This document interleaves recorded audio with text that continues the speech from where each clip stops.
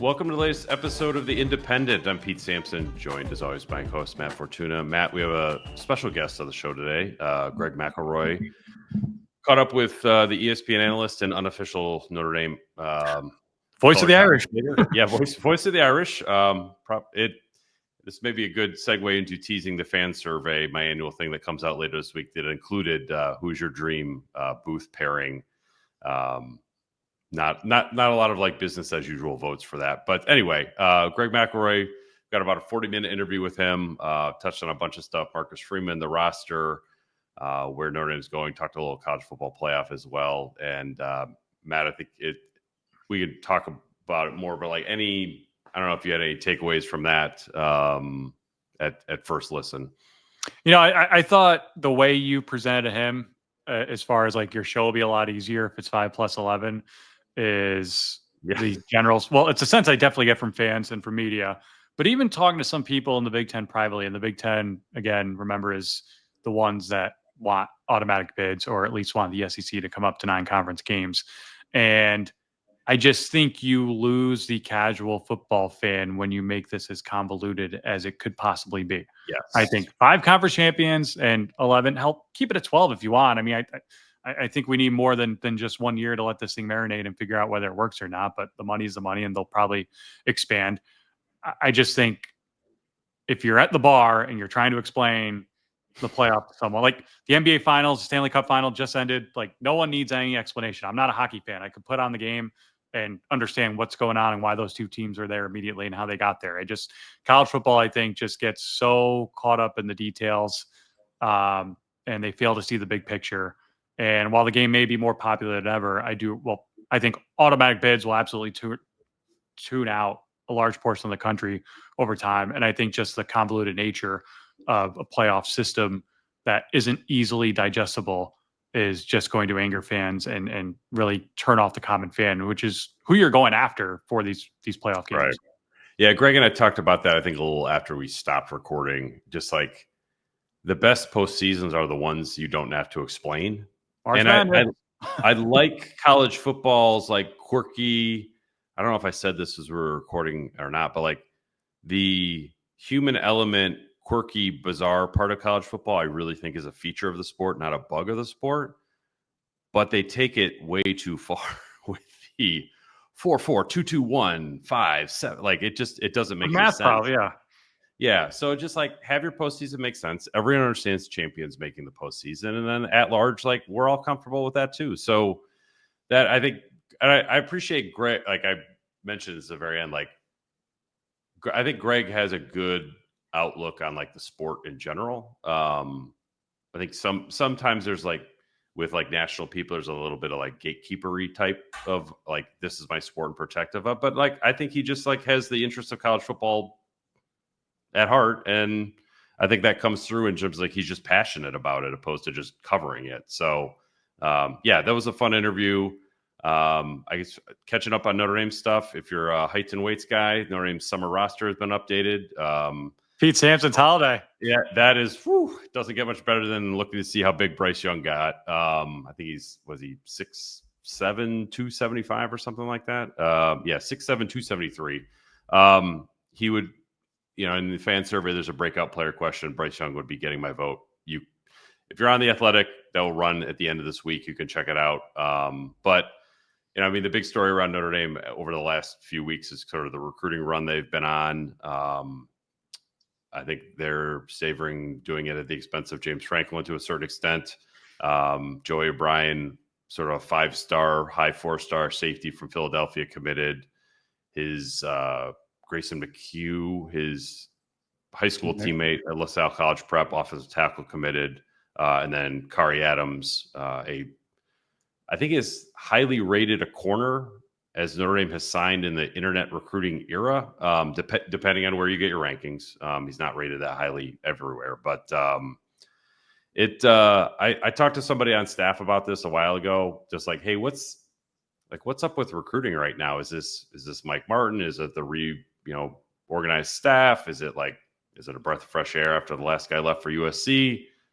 And he's like, no, it's because we just played for the national championship game. And I think that you're seeing that Sometimes it's that simple. Like the answer is we love to overthink some stuff, much like the Big Ten with its postseason format. But like with recruiting, it really is, I think, that simple. You played for the national championship game. Your head coach is the face of the sport, and he works really hard at recruiting. And Notre Dame hasn't always had a head coach who works really hard at recruiting. no, and the East Coast stand up. I mean, they've had a run there the last week in particular. They had 4 commitments over a 5-day span. 2 of them, obviously, teammates from Philly and 1 from Maryland. But I think you had the tweet that kind of encapsulated how historic this is. Quote, to put the commitments of Joey O'Brien and Kari Adams on the same day in perspective, the Irish landed 2 top 50 overall prospects per 24/7 on defense in the same day. Notre Dame signed 4 top 50 overall prospects on defense in the previous 6 cycles combined, end quote. Yeah, pretty special day. And particularly to see it happen in the defensive backfield, we've seen that position group just make a love leaps and bounds and make me think that they could one day be really good at receiver too, because the gap where they were in, say, 2018 to now is very, very large, and they've closed it. To see the work Mike Mickens and Marcus Freeman have done in the defense backfield, I think is nothing short of phenomenal. And assuming they can keep these commitments, things are looking very, very bright for them. They have the number 3 class right now, according to all 3 major recruiting services. Again, they've been in this position before, but they've also got the actual product and image to, I wouldn't even say sell anymore. I'd say the proof is in the pudding. This is an elite football program. There are no more questions about Freeman's vision and will it work, will it not? It's happening as we speak, and the high school players are eating it up. Yeah, it's I was kind of going through the math of like, okay, if this heater continued into July, Kadon Finley, who is Jermichael Finley's kid, who's a wide receiver from Texas, Devin Fitzgerald, you remember his dad, he played at the University of Pittsburgh and then was one of the greatest receivers in NFL history, Larry Fitzgerald. They're in great shape to get both of those guys. If they can convince Elijah Golden, who plays for former Notre Dame quarterback Jared Clark at Mooney High School in Sarasota, I actually went down and visited him in the winter during an alumni club visit. But if they can get those guys and hold on to who they've got, and I think one difference between this class and previous classes, there's not the specter of Deuce Knight or Keon Keeley hanging over it. Maybe Thomas Davis Jr., whose dad went to Georgia, and Georgia's sort of poking around a little bit. So they certainly could lose a guy, but it feels much more likely that guys are going to stick in this class. And if they do stick, the math suggests that this class will finish 5th, 6th, 7th. And I think some people look at it like, well, what's the difference between finishing 11th or 12th and 6th or 7th? It's basically you've got Kari Adams and Joey O'Brien. It's 2 stud players. Yeah.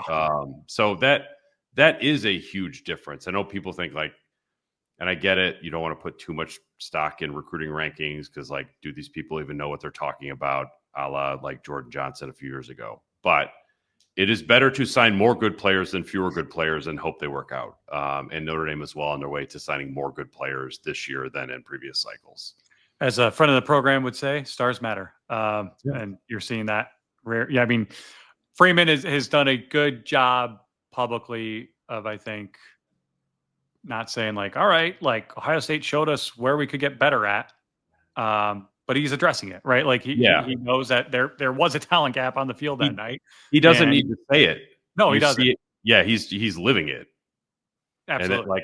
And that's big. And I look, privately, he knows, and I've written this, like, Ohio State was just better. Like, did Notre Dame play its best? No. If they had played their best, would they have won? Probably not. But you got to have a better best. And like that means you got to have more talent on your roster. Like, because are you going to sign Jeremiah Smith at Notre Dame? Probably not. That's just not a guy Notre Dame's going to get almost every year. I haven't seen them get Jeremiah Smith in like 20 years. So you just got to bring up the floor and raise the ceiling at the same time. And then hope you've got a couple Leonard Moores, maybe. You keep signing Xavier Watts. Maybe you have 2. And then, your defensive line recruiting, I think, we're sort of seeing that right now. Sort of at the end of last year when they were banged up, you saw like, okay, they're taking on water or leaking oil, whatever liquid metaphor you want to use. You just got to have more guys ready to go. And I think they're doing a good job of recruiting to that And then, offensively, it is what there is. Like, you got to be really good at the skill positions. And they seem to be, they're great at running back right now. They got to get better at wide receiver. But if they get Kadon Finley from Texas to go with who they've got already, I think that they're making a move in a good direction there. Our listeners will hear this with the McElroy interview, but I thought he did a good job of contextualizing just how rare and different it is to see, I don't want to say just Ohio State receivers, but so many elite receivers now going high in the first round, and how that's become such a game-changing position. As far as the abundance of talent there in Ohio State alone, I don't know what the number is off the top of my head, but they've had something like 6 first-round picks at receiver in the last 4 years or whatever. And that doesn't include Jameson Williams, who had to go play at Alabama to get on the field and get more touches because the room was so crowded and good at Ohio State. So I think we all can see what's going on here, and we all can see Notre Dame addressing, the problems, and hopefully for their sake, holding on to these commitments longer than they have in the past. I got to ask, just because we're on the subject of recruiting, like USC is number one everywhere right now. Is that sustainable? Like, are they going to be let's face it, if they go 6-6 this year, it's not, but like independent of what happens on the field this year, how real is that class? I don't think it is real at all. And I think if you look at past number one classes, they all have 3, 4, 5-star guys in them. I think USC has 1, a tight end from Servite. It's a good class, but it's a volume play kind of class. I think they have 30 commitments, and like Notre Dame is in a group and sort of tied for second place with 19. Maybe somebody has 20, but I think it's a good class, but it's much more about the quantity of the class than the quality. If Notre Dame signed or got commitments from like 8 straight 3-star guys, then it would be more like USC's class. And I don't think Notre Dame would look at that as like a success. So it's what USC needs. I'm not begrudging where they are. Like, they're at where USC is as a program and where Notre Dame is a program, they have different needs right now. USC just doesn't have a great roster. Notre Dame is looking to stay that way. So I think USC it's a class that probably will finish in the top 5, but it will say more about the volume of the guys that they got than the actual quality of the players themselves. On that subject, they laid the final beam for the new Bloom Football Performance Center yesterday. They had a big ceremony in Southern Cal, and a bunch of people signed it. Chad Bowden signed, "We are going to win the Natty!" ! Chad Bowden. No year on that, so we'll see. Was he able to sign anything in Shields Hall before he got out of here, or were there no? I'm sure he found a way. Since we're on the subject, since he's a big personality, and I know, as you do, big personalities in college football. When PJ Fleck left Western Michigan for Minnesota, I remember talking to someone on Western staff like 3 years later, and they're like, we're still finding like business cards of his in random drawers, like just random spots. It's just like he left stuff everywhere just to remind everyone who built this place and who is here. Like, I could absolutely. PJ Fleck is like the most friend of the show who's actually not a friend of the show. I guess Clark's been on the show, so he doesn't count. But yeah, Chad might be in that category too. I don't think he's been on the show either, but I see a lot of similarities there. And I don't know if Lincoln Riley will be at USC next year, but Chad Bowden will be at USC next year. And so no doubt.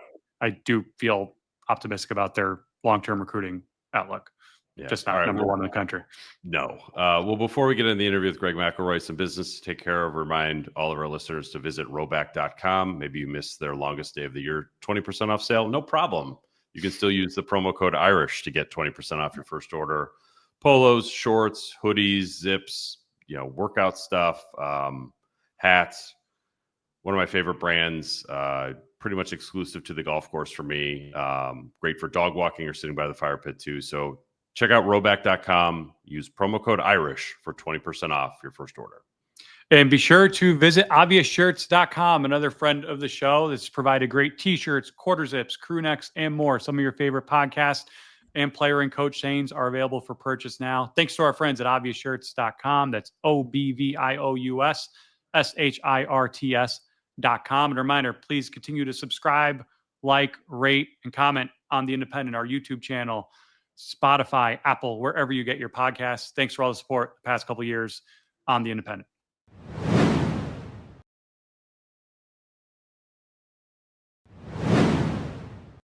Pleased to welcome into the Independent, friend of the show, Greg McElroy of ESPN. You can catch him on his podcast, Always College Football, also the Kublick and McElroy show in Birmingham. And if you're a Notre Dame fan, which if you're listening to this podcast, you probably are, he was the unofficial color analyst for Notre Dame all through December and January. I think you probably got more access to Marcus Freeman than anyone actually covering the team. And then had him on your Always College Football podcast, which was an interesting listen recently. And I was interested just like getting to know him a little bit because as a beat writer here who's here day to day and had some one-on-one time with him, like he to me is like so much more comfortable in his own skin now than he was when he got the job, and even more so than when last season started. I was interested, like, you to have been around with him in more one-on-one off the record settings, like the ability for him to grow into a job that doesn't let people grow into it. How do you sort of seen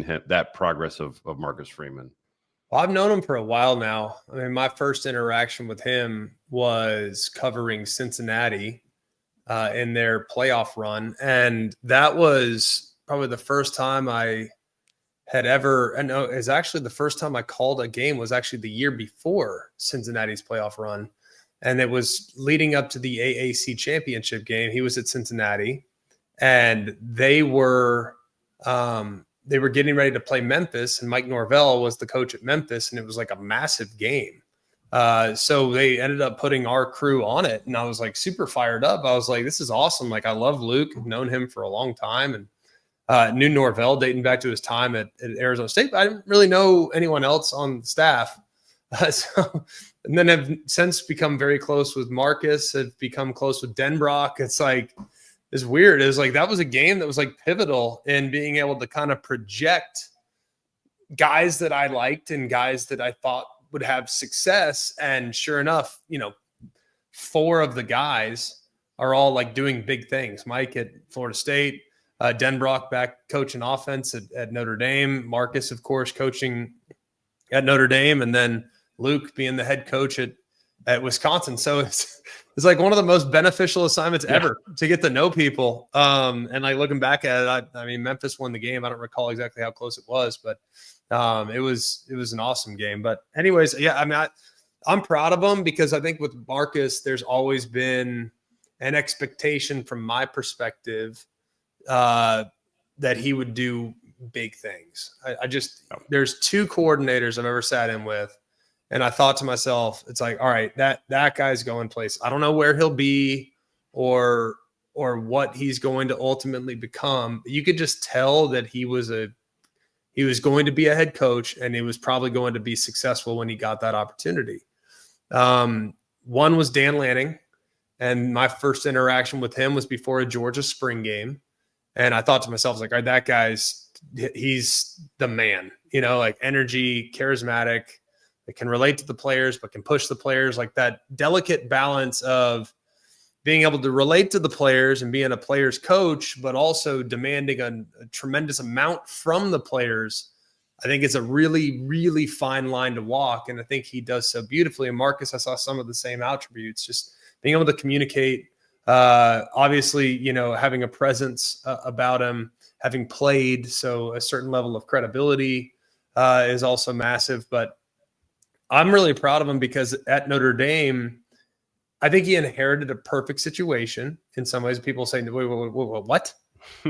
Because I think when Brian Kelly left, it kind of charged the fan base, and just immediately you could just sense the enthusiasm around Notre Dame increasing drastically because of some of the things that Brian Kelly said on his way out the door. I just felt like it was more capable of winning a championship and at LSU than it was at Notre Dame. And I was like, Notre Dame fans all of a sudden are like, oh, like, we'll and like you. Notre Dame administration as well. Like, yeah, for sure. Both those teams working in concert. Yeah. So I think it was a really good situation, but with the infused energy came expectations that were probably going to be a little challenging to manage. I think he learned a lot from it's funny that we qualify Notre Dame years as like the quarterback that was there that year, but the Sam Hartman year, think they learned a lot having called a handful of those games. And then last year learned even more and kind of was a little more hands off and kind of allowed Riley and Denrock to just handle the offense and became more, of an administrator above the program while still very much being involved with the defensive game planning. So I think he did a great job of hiring coaches. I think he did a great job of surrounding himself with really smart people and putting together an amazing staff. So to see him having success is not at all surprising. But I think he's also comfortable now knowing that he knows what he needs to go out and identify as members of his staff in order to best cover every aspect of the team. And I think that's, part of being a great head coach is being a great guy from a hiring standpoint. And he's done that beautifully.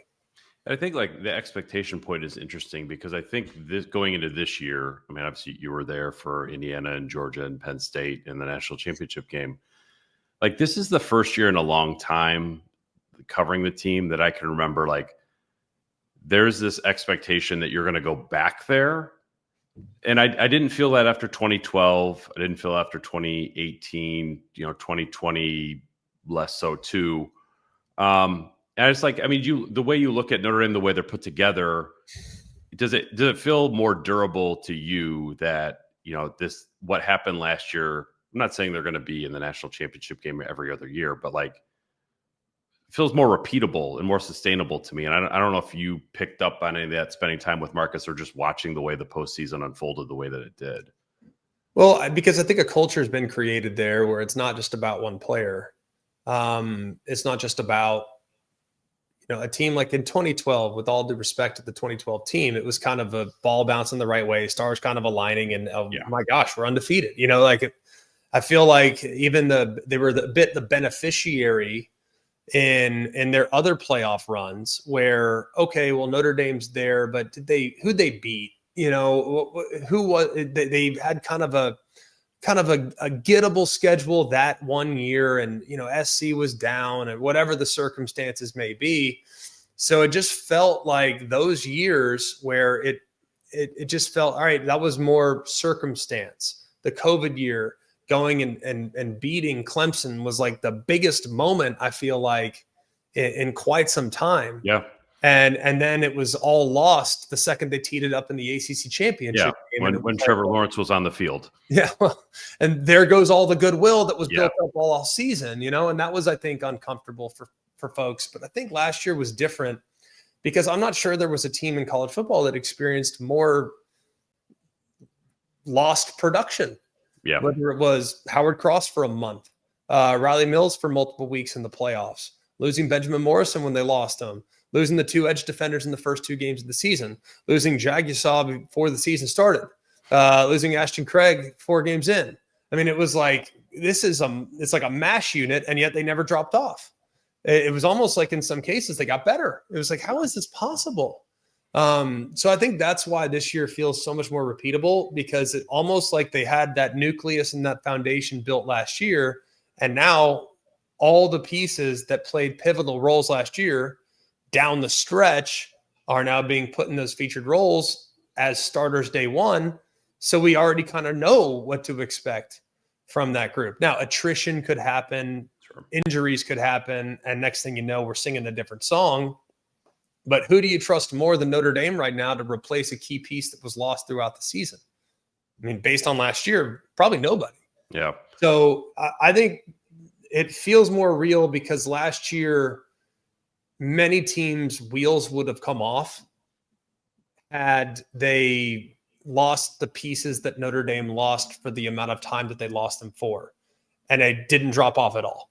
So I think most people are just really optimistic that if they can stay healthy, if all those guys can come back and develop the way we anticipate with improved potential higher ceiling quarterback play, and they could be in a great position to succeed again. Yeah, I remember talking to Cole down in New Orleans, or maybe I think it was New Orleans, just about Georgia and the injuries they had. And like, they lose a guard, suddenly they're not the same team anymore. Right. And like, Notre Dame loses Benjamin Morrison. I mean, you referenced 2018 when they got waxed by Clemson. Julian Love went out for a quarter in that game. And like any Notre Dame fan could tell you, was like, they just didn't have a third corner. Trevor Lawrence figured it out and the game was over.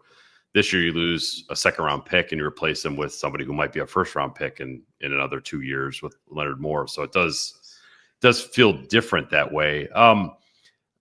You mentioned sort of replacing pieces and naming Notre Dame seasons by the 1 year quarterbacks they had. I don't think anyone will refer to this as the CJ Carr year. I mean, they might, but being around the team, and I'm not anointing him as the next guy on this podcast in June, but being around the team, spend some time with Marcus in the offseason, like, do you get a sense of like what Notre Dame thinks they have there? Well, I've watched him throw. So, Yeah.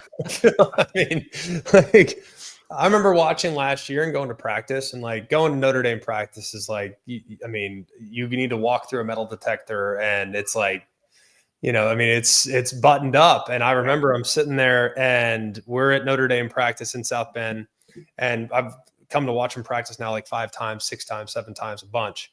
But it's not often that you're allowed to go. But, we are part of the team, I feel like, so I felt like, it was like me and Joe Theismann were at practice. It's like, all right, well, I guess, I didn't play here, but I'm Irish, and I guess it works.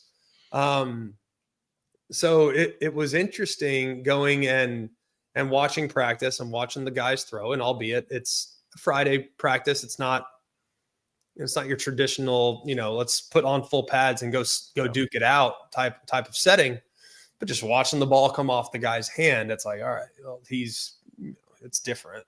And it's no disrespect to what Riley was from an arm talent standpoint.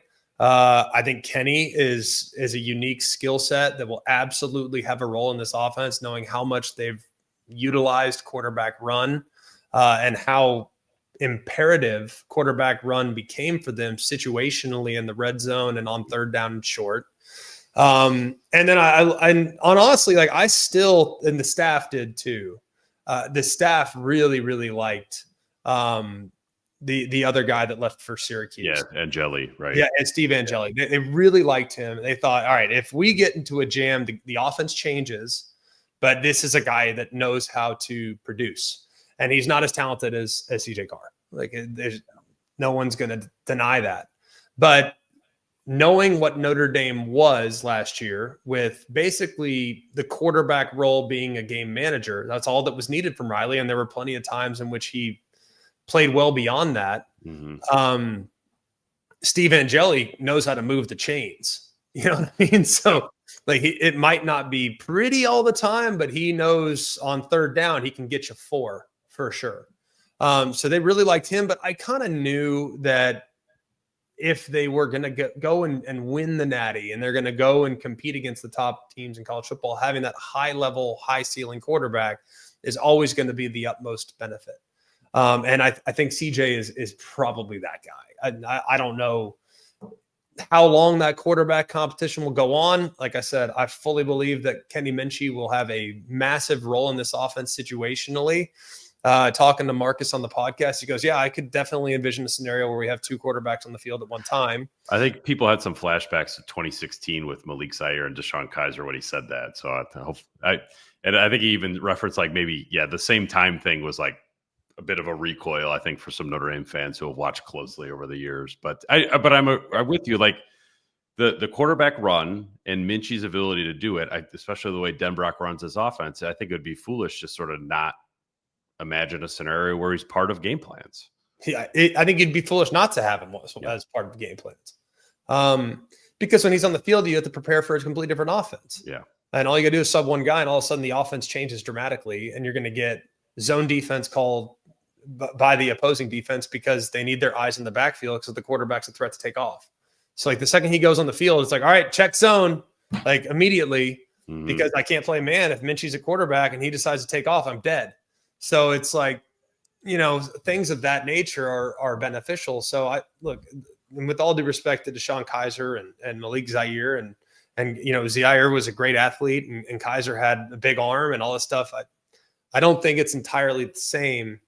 But I could see aspects of that becoming problematic. Mm-hmm. And everybody now, I mean, you look kind of throughout, I mean, you got to kind of have 2 quarterbacks that are capable of stepping up. And frankly, I don't know if Notre Dame wins the game last year against Penn State, if not for Steve Angeli.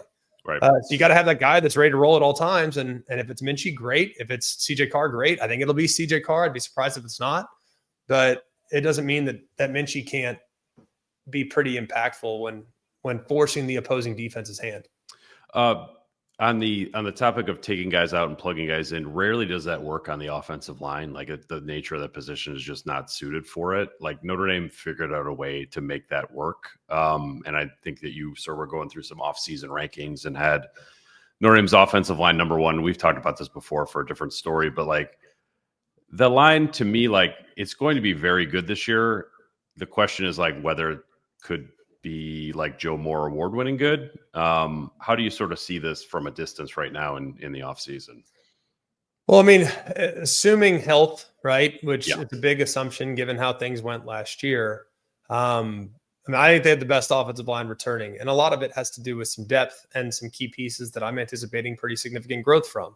Like Anthony Knapp last year, first game of the year against Texas A&M, it's like, goodness gracious alive. Like you look at the O-line, I'm scared to death for him. Like Ryan Leonard better be ready to take off. Now, little did we know at the time was, hey, Anthony Knapp's a pretty dang good freshman, and he's going against Nick Scorton and Texas A&M's defensive line that ended up being like one of the best in the country. So it's like, all right, so it wasn't pretty that day, but guess what? That's probably about as tough as they were going to see just about all season long. So it started in a tough spot. Ashton Craig gets hurt, and all right, so he's got 6 career starts, but who cares? I mean, in the time that he was in there, steady, solid, you know exactly what you're going to get. Wagner, I think, at the right tackle spot, really good place to start there as well. So now I know right now, bookends, I'm in great shape, right? I have a guy that's played a lot. Biggest jump that you make traditionally as a player is from year 1 to year 2. I'm expecting that from Knapp. Wagner started a bunch of games now. He can still grow and continue to improve. So I'm expecting big things from him. I think you got a solid cornerstone piece there in the middle. So I got the things I have to have taken care of. Now this is where the rich get richer, is at guard. That's where I think things are, and I think Jagisaw is unbelievable. Like I think he's going to be an All-American type of guy. Like I think he's that good. You watch him on just a couple starts. I mean, he is a road grader. I mean, he is mowing people off the ball. And I don't know if there was like, he was fresh at the end of the year or what, but I mean, he was at times the best offensive lineman on the field last year in the Penn State game. And I'm like, this guy hasn't even played.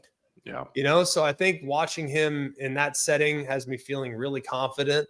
And then Billy Strouth has been around for a long time as well. So I think just starting 5, you got to feel great about what they have right now.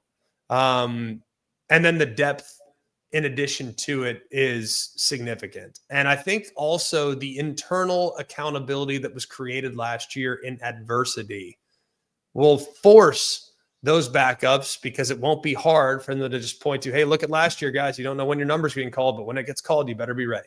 Mm-hmm. And having that last year as kind of the beacon to strive for and creating depth accountability is significant. So you're not going to have guys just sitting there that are the backup swing tackle that are sitting there and not doing anything all season and going through the motions in practice, because they just proved last year that your number will get called at some point. It's just, what are you going to do with it? So I'm pretty optimistic about the group from top to bottom.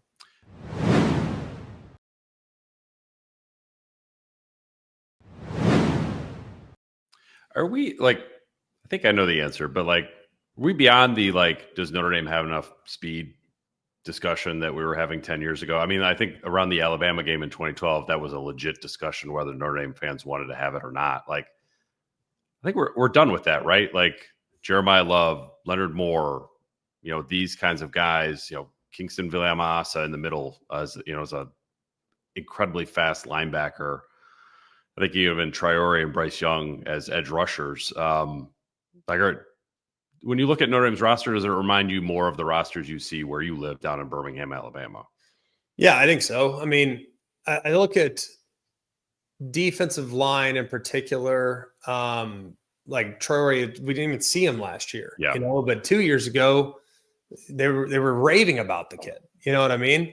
I look at some of the other guys like being able to provide a consistent rush off the edge, whether it's Botello, who's back now. I mean, athleticism at the second level has not been a problem, at least in my evaluations. I think the biggest discrepancy in Notre Dame and some of the top teams in the last 5 to 7 years has been a wide receiver. Yeah, I agree. I don't think it's so much about even juice at running back. They've had juice at running back for a while, and Jeremiah Love's, the best in the country. And then if he, for whatever reason, has to miss a series, Jadarian goes in. Oh, he has to miss a series, perfect. Aeneas goes in. It's like they're stacked. So running back has not been of concern for me. But the biggest difference between, and I think Georgia struggled with this there for a bit as well.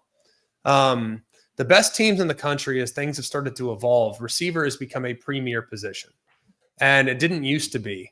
The premier positions in college football for a long, long time were quarterback, obviously. That doesn't require a whole lot of explanation. I think left tackle with a right-handed quarterback is a premier position. Everybody wants one. Everybody needs one. There's not enough of them. If the average size of human being in the world was 6'6", 320, then it'd be easier to find. But there's not that many people that are built like that. So quarterback, left tackle, pass rusher, and elite defensive lineman, premier position, whether it's D tackle, DN, doesn't matter. Like a game-changing defensive lineman is a game changer for everybody. And then I think corner. Those are the 4 premier positions, in my opinion, for a very, very long time in college football. Because a corner can shut down one side of the field. You don't have to worry about it anymore. Like all of a sudden their best player is neutralized. Now we're good. I think that's changed drastically. And with offenses that have become more system-based, that are really more about getting a specific position open as opposed to a specific player open, where now it doesn't matter if your linebackers read it perfectly. They can be wrong because of the RPO. Yeah. I think having multiple guys at wide receiver that can catch and run and break the game open totally changes the offense more than any other position. And I think it's now become, and look at the draft as a result the last handful of years, how many receivers are getting drafted in the top 10? Whereas back in the day, you never saw receivers go that high. I mean, occasionally in strange years when Keyshawn Johnson goes number 1, sure. Yeah, it happened occasionally, but that was not the norm. Now, almost every year, you're seeing a handful of guys at receiver go in the top 15 picks. And it's because I think NFL teams have acknowledged how big of a difference Jamar Chase makes for the Bengals when he's on the field. I think you look at the Giants last year, and while they have a whole host of issues, Malik Neighbors was worth every ounce of draft equity that was invested in him. And the position that I think, like Notre Dame's had receivers, or they've had tight ends, they've had great O-lines, they've had great running backs, they've had good quarterbacks. They have not had elite wide receivers. And that's been, I think, a position that has slowly but surely improved over the last couple of years to the point now where they can go. I mean, I think Jordan Faison is electric and will only continue to grow. I think Greathouse was kind of forgotten. He had that great first game, and then he kind of disappeared for most of the season. And then last year weren't as many opportunities to go around because of how well they were running it and how they were ball controlling it offensively. But he proved when given the opportunity, he can step up and do some big things. You go and get Malachi Fields from Virginia. That's a huge transfer addition, big body receiver that can win those 50-50 tough contested catch situations that what were for a while, they're going to the tight ends. In the red zone, they were looking at tight ends. Now you got to worry about Eli Raridan at 6'10". I mean, I know he's not that tall, but he feels like he's that tall. And now you got to worry too. You got to double the tight end and you got to double the X receiver because he's a huge problem, which means you got single coverage on Faison, who's going to beat you in one-on-one. And you might have single coverage on Greathouse, who's also, I think, a strong and plays stronger, plays bigger than he is type of wideout, with Will Pauling and some of the other guys that have also come in. So I think the receiver position this year is collectively better than what they've had in recent years. Yeah, so I agree. Like they haven't had the Jamar Chase since Will Fuller, which was 10 years ago at this point. Chase Claypool, very good college player. But inconsistent. I just say, and I think this is a Troy Aikman quote. It was like your passing game is only as good as your number 3 receiver. like Notre Dame, I think, has really struggled to put 3 receivers on the field that you would feel like you had to respect if you were a defensive coordinator. This year, I feel like they'll have it. Whereas like somebody is going to be one-on-one, and that's an advantage to Notre Dame. Whereas I feel like in the past, defensive coordinators look at Notre Dame's receiver group are like, we got these number 2 and number 3 one-on-one, no problem. I mean, do you think it's a fair way to look at it? Like they haven't had the elite guy at the top, but they haven't been good enough at the 2 and the 3 either. Well, you can't cover 3 and stop the run. Right. Like it's not possible. Just numbers wise, angles. Yeah, you can fool the quarterback with a pre-snap disguise, but you cannot cover 3 different guys and stop the run. It is physically impossible. Now, if you have LSU secondary from 15 years ago, where you got Honey Badger and Patrick Peterson, and all right, and you got 3 guys that can play one-on-one, perfect. Yeah, you might be able to, but how many teams have 3 cover guys? Like real legit 3 cover guys? Nobody. Like, I mean, I haven't seen one yet. A team that has 3 guys that can just flat out shut you down at nickel and then on the 2 outside spots. Like you're going to have some liabilities in coverage. And then you're going to have to stop the run. And ultimately, when I'm playing Notre Dame, if I were a defensive coordinator, stopping the run is my number 1 priority, because all it takes is 1 unaccounted for gap, and Jeremiah Loves goes 98 yards to the house, as evidenced by the run that he made against Indiana. So all it takes is 1 bad angle, 1 bad gap, 1 missed tackle, and he's out the gate. So I got to stop the run. I need an extra hat in the run game. Well, now you might have Kenny Minchie in the game too. And you got to stop quarterback run in addition to Jeremiah Love. And then you might have Jadarian Price in the game as well. And you might actually have 2 running backs on the field with a dynamic quarterback running the football. So now you got to stop the run in 3 different directions. And now you have to double cover Malachi Fields, because you're probably going to be bigger than most corners that he's going up against. And then in the slot, you got Faison, who in man coverage is going to beat pretty much everybody short area quickness because of how quickly he can get in and out of breaks. And then you got Jaden Greathouse, who also can play as a big body receiver as well. So I think, and then you haven't even talked about the tight ends in that situation. Now, obviously, if they're in 2 backs, 1 tight end, and 3 wide receivers, or 2 backs, 1 quarterback, 3 wide receivers, they don't have a tight end in the game. But it's still something worth noting that you just have a lot, I think, that you have to think about with defending Notre Dame now because of some of the emergences that we've seen at wide receiver. So I think Notre Dame's going to be able to run the ball. I think teams will have to be committed to stopping the run. But now they have some guys that can legitimately win one-on-ones. And they're going to get plenty of them because of how good they are running the football. Kind of pivoting and then wrapping up on this. As somebody called like 4 college football playoff games last year, this is like sort of in the water with college football at this point. But like, what do you want to see from the postseason moving forward? Like, forget what's actually going to happen, but like, what do you want it to look like in 2025, 2026, 2027? Well, it's still a little too early to, declare success and or failure on the original playoff. Right. So I think those that are jumping to a conclusion right now about whether or not it's going to work or not is a little bit premature. Now that they've tweaked seeding 1 through 12, I'll be curious to see how that factors in. It definitely helps your Tuesday night show. It makes it so much easier to understand for everybody. I think that's accurate. Because there were even times where I was like, all right, hang on a second. Who goes where? Wait, what? So that was tricky. But I think the thing that frustrated most people was that teams that were given a bye were actually not rewarded. That was a challenge for some folks. And for Penn State, not picking on them, just acknowledging the realities. But Penn State had a more manageable path to the semifinal than Oregon, who beat them in the Big Ten championship. That to me didn't make sense. And I don't think it made sense to anybody. So I'm optimistic with some of the adjustments that we've seen already up to this point. The next phase that I'll be curious to see is in seeding, do the buys actually become a little bit better and less of a hindrance? And I'm also curious to see, are the games in round one going to be more competitive with more teams that are a little bit more like in quality. So I think that's a benefit. The other thing I think we really need to do is we have a tendency in college football to really lose momentum. And that frustrates me because I think about the NFL and how it's the biggest show ever.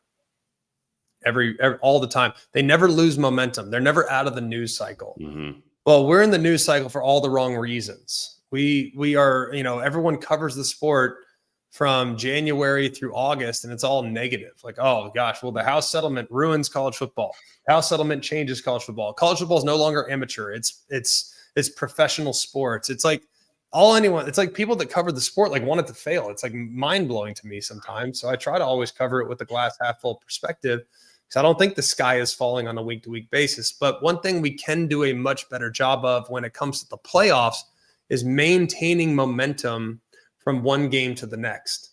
Like right now, we have selection day last year on December 8th, which is great.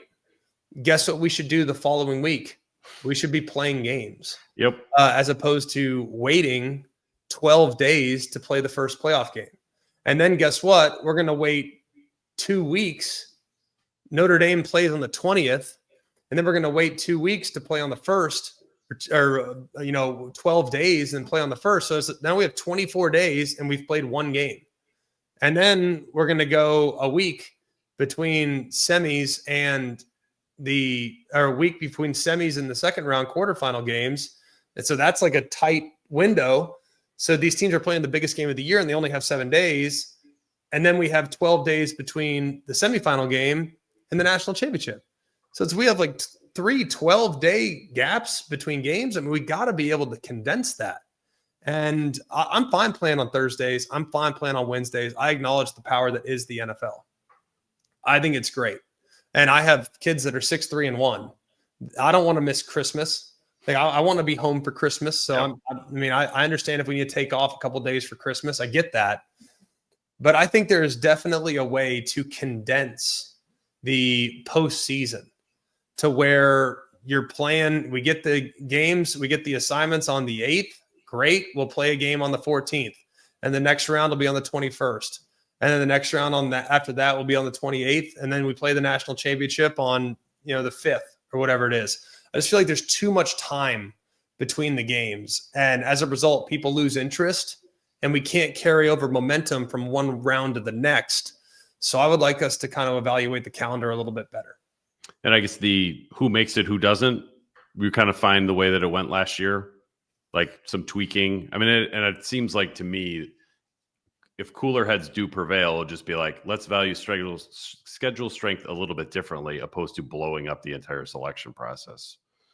Yeah, I mean, I think schedule strength is the most important thing because I'm capable, as someone that follows the sport really closely, I'm capable of looking at teams and acknowledging, okay, this team might have a record of 10-2, but really in reality, they really haven't really been tested. And there have been moments in which they don't look great. Like, for example, a lot of people want to rip on Indiana's candidacy last year. I disagree with that because I watched Indiana. And while they didn't have a whole lot of great wins, they didn't have a lot of competitive games either.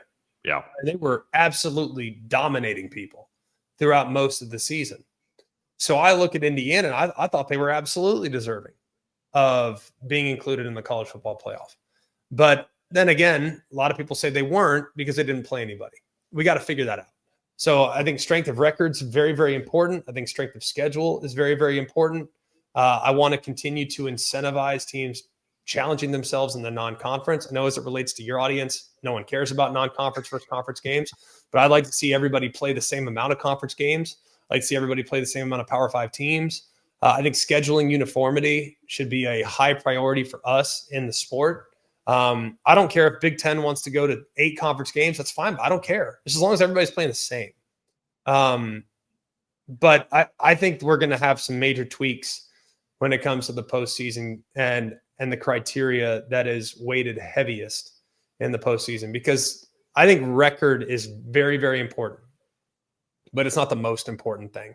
because not all records and not all schedules are created equal. And we need to acknowledge that and reward the teams that have gone out of their way to make it harder on themselves. And if we reward those teams, then we'll continue to get those great games. If we reward the teams that beat up on, a powder puff non-conference schedule, then what's the incentive to play big games in the non-conference anymore? And all of a sudden we lose games like LSU Clemson. We lose games like Ohio State, Texas. We lose games like Michigan, Oklahoma. And that's not good for the sport either.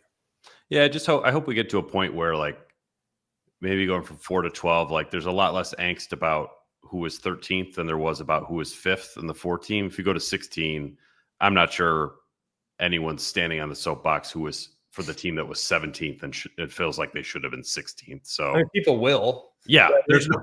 Right now in basketball, we have the team 69, 70, 70, 72 that are freaking out. It's like, all right, you went 17 and 15. Yeah. Like, what are rational people can just move on and be like, you know what? I'm just going to enjoy this game. I don't care about this team who was 17th who didn't make it. But that's part of what I don't want to get rid of the drama. Like anybody that wants to present a postseason format that lacks any drama whatsoever, I'm out on, because that's what makes us different. Like every other league, whether it's NBA, NHL, and NFL, MLB, everyone else has a really understandable, digestible postseason format. I like the debate. It makes us different. I like that there's conversation. I like that right now, my team's better than this team. Well, why? Because I said so. I like that. I just think that that's healthy, and albeit sometimes problematic, but still healthy to have that debate. So I still want that. I don't think we'll ever in a 134 team league, which is what we have to an extent. We're never going to completely rid ourselves of drama. There's no way, because not all conferences are the same. Every single, at least in the NFL and the NBA, there are no silos. Okay, sure, but they all kind of play on the same rules. Like the MLB is the closest to college football because there are different organizations with different resources, and there's different levels, and there's investment that the Dodgers make that the Twins don't make. So that's I think a little bit different. But we are but right now, Tennessee isn't helping South Carolina. Like they're operating independently. Wisconsin is not helping USC. They're operating completely independently. And while they're all under the same umbrella at the Big Ten or in the SEC or in the ACC, what have you, everyone's kind of doing what's best for them. And I think that's kind of a little bit challenging, but I'll be curious to kind of see where we go. I'm not ready yet to say that we need to go to 16. I'm not ready yet to say that we need to go to 12 or do automatic qualifiers or what have you. I'm not there yet. I want one more year with this newly seeded option. And then let's make the tweaks that we need to make the sport better in the postseason. Yeah, this is a reasonable take that allows for new information and the changing of opinions, which is pretty rare in the college football space, I have to say, Greg. Like you're supposed to have it all figured out like 4 years in advance. Like that's what makes for good podcasting, I think. But we don't know yet. Like, who in a million years? Don't let uncertainty get in the way of an argument. Who in a million years though thought the buys would work against you? Yeah, or like the fact that all the teams that didn't have buys were favored, which I think. Yeah, people sort of have checked out on that fact too. And who would have thought that Boise would be the 3 seed? Yeah, I mean, like who would have thought these things? I mean, it's crazy. It's like who at USC would have thought that they'd have to travel to the Midwest a lot to play Big Ten games when they joined the conference? Like who would have thought this? It'll be interesting though. Like I think in time, once we fast forward and we get through what's been just a very turbulent couple years in college football. What we need to focus on as a sport is that when toe meets leather, it's as good as it's ever been. All right. And it's unfortunate for some of the smaller teams with less resources because their best players are now being poached to go play at bigger schools, to go plug and play at places so that the teams at the top of the sport with the best resources available to them, they don't have the holes that they once had. So as a result, the best teams are better now than they've ever been before. So, which makes the quality of play at the highest level as good as it's ever been. So I just want us to focus on, look, man, the sport is healthy. The sport is as popular as it's ever been. I was alive when we actually had people vote on who won national championships. Like, how backwards is that? And I still consider myself like a pretty young guy, so like it's mind blowing. But I think everything that we've done up to this point is actually progress. I think it's actually good. It just doesn't get covered that way. And I just want us to acknowledge that, like, we're not dying. Like, we are as good as we've ever been, and we will continue to be great as long as the games and the players are as good as they have been up to this point. Yeah, here on all that. I think the human element is a feature, not a bug, that gets lost a lot on people. But Greg, I appreciate you coming on The Independent, sharing some thoughts, not just on Notre Dame, but the sport at large. I know your old head coach was up for the college football commissioner / czar job, but if that falls through, I think you might have a future in that too. I appreciate it. I'm okay. Too much red tape. I don't want any part of that. All right, thanks, Greg. Appreciate you. Appreciate it, bud.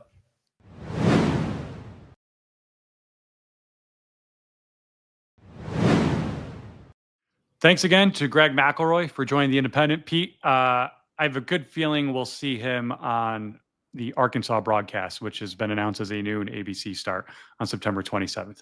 Yeah, good chance of that. I think at that point, it'll probably be as hot as it is in South Bend right now. So that is a game. I think that was the first game I booked, because it's like Notre Dame's schedule always has one game where it's hard to get there from here. That's the one. But I love going to new stadiums that our first time experiences, in Arkansas is one. So yeah, that's going to be a fun one. I'm looking forward to getting down there. But yeah, thanks to Greg. Our podcast will be back next week for kind of a holiday week edition. July 4th is right around the corner, the official holiday of this podcast. And we'll have a fan survey recap that will run at the end of this week on The Athletic. Kind of interesting. I'm kind of combing over the answers right now to see what the people think of NBC, Marcus Freeman, breakout players, expectations for the season. Matt, I don't know if you voted or not, but I did not actually. I did last year. I didn't this year. Unbelievable. Well, I was thinking of you, because you've got to comb through thousands of answers. Yes, and you didn't need one more from someone you could just call up and pick my. I didn't need. Yes, answer 2,675. Yeah. Why would you want 2,676? Like, it's a fair point. It's a fair point, but it makes for good content. I really enjoy reading the responses, and it makes for a good podcast too. So we'll be back next week with a fan survey recap edition of The Independent. So until then, thanks again to Greg McElroy for coming on the show. He's Matt, I'm Pete, and you've been listening to the latest episode of The Independent.